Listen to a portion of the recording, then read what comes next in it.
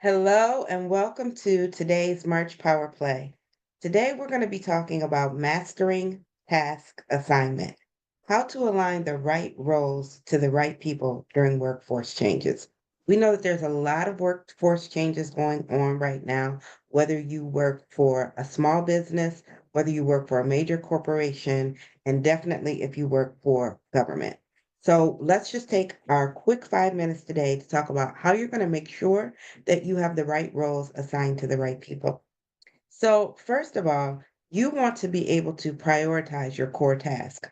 That means identifying them first and foremost. What are the core tasks that need to be taken care of on a day to day to make sure that you're able to meet the needs of your clients and your customers?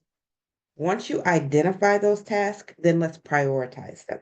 Okay. Let's be very clear about what has to be done in order to get from day to day versus what we like to do, the extra bonuses, what has to be done. All right.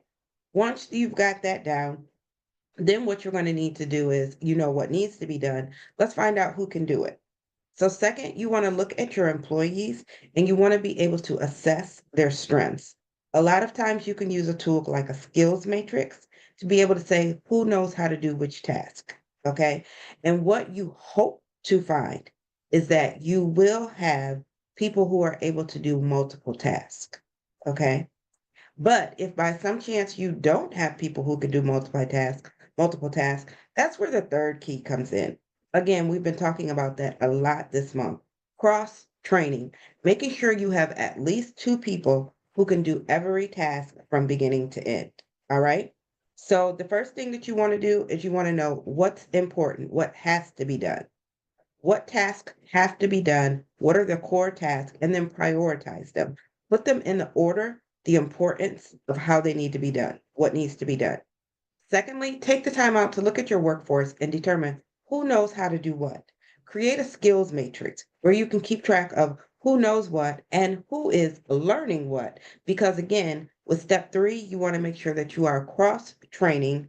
You want to make sure that during the periods where things get a little bit slow, or you have a little free time, or in the time where there's a lot of flux and there's no such thing, you got to create it. So you want to make sure that you have multiple people that can do each task from beginning to end, that are always ready to step in when needed.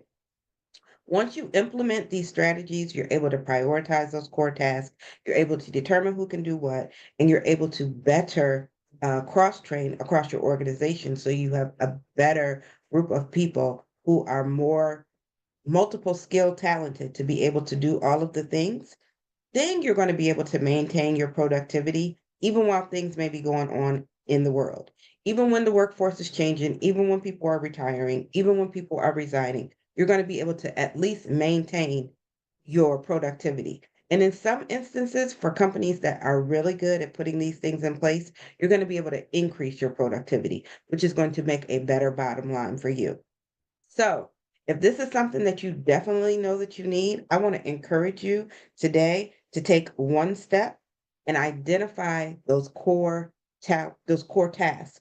What are the core tasks that you need? And do you have any MVPs already on your roster? Because a big part of cross training is being able to select the people who are going to be able to do it because you can't do everything.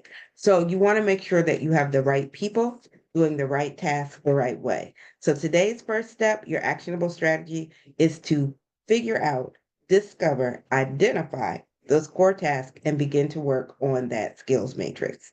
All right. So that's all we have for today. And of course, if you enjoyed this, make sure that you go over to LinkedIn and read the newsletter, Right People, Right Processes, or you can read this whole article on our blog.